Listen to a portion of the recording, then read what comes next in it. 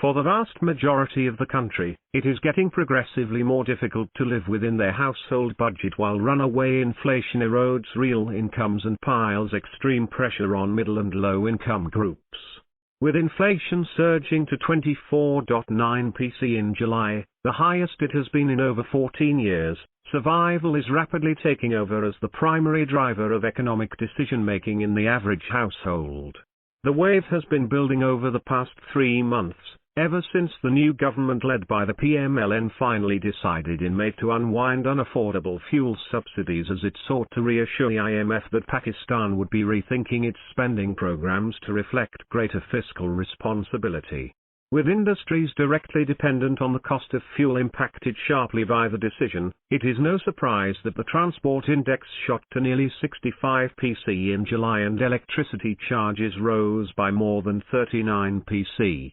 It also became considerably more difficult to put food on the table, with the prices of perishable items rising by close to 33% and non-perishables by 28%.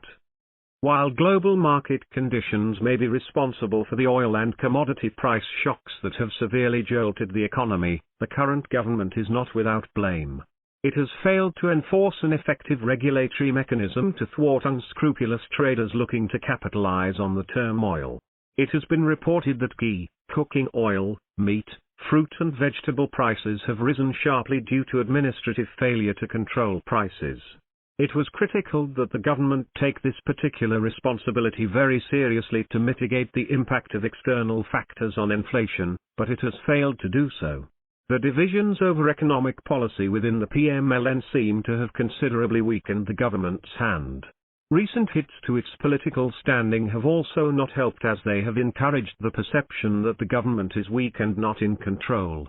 Depleting foreign exchange reserves, the sliding rupee and uncertainty over the IMF program have added fuel to the fire, resulting in an apparent free-for-all.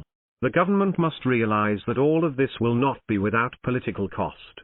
Public discontent is already visible in the results of the July 17 by-elections in Punjab. The government would be committing political suicide if it failed to exercise its powers where it still can. It must take immediate action to manage market forces with an even hand. Published in Dawn, August 3, 2022.